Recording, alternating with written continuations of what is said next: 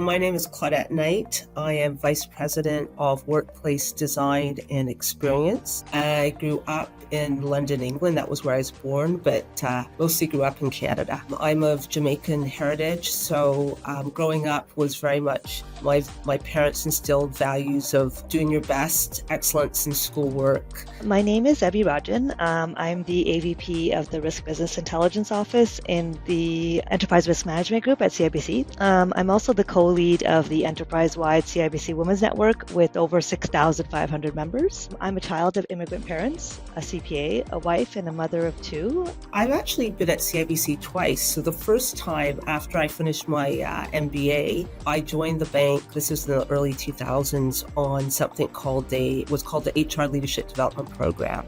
After sort of having worked here for 5 years, I moved and I got experience at two other financial service organizations. But what drew me back was I was working full time, but working on a doctorate in leadership. When I was looking for my next step and thinking about organizations to join, the focus at that time on really advancing women was something that drew me back. There's a couple of domains that I can highlight.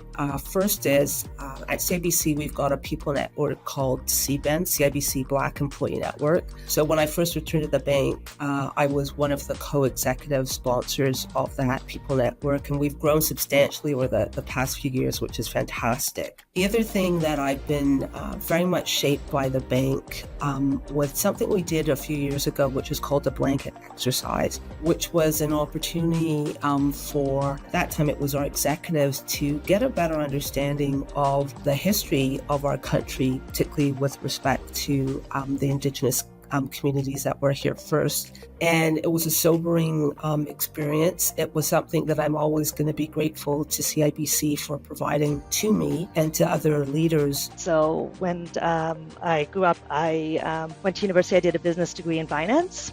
Started doing my CPA, so I got my CPA. But then when I got married in 2012, my husband lived here, so I moved to Toronto. But then I ended up getting a job at CIBC. The CFO at the time took a chance on me. I was newly married and I was in a new job.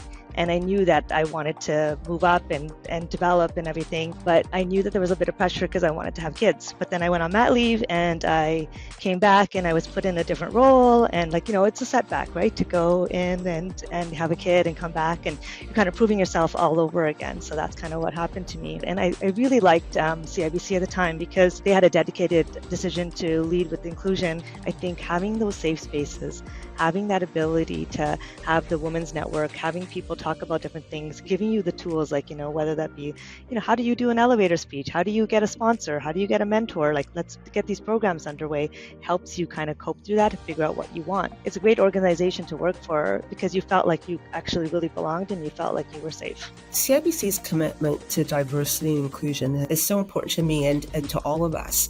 We are creating an environment where everybody, irrespective of your race, your ethnicity, your gender, can come here and have a career which is enriching, where they can feel like they're fully leveraging their strengths and grow. Inclusivity drives employee engagement, and it makes people happy and they feel like they belong. But my true hope is that we're not talking about inclusion going forward. We're simply always talking about how do we continue to create environments where everybody can thrive.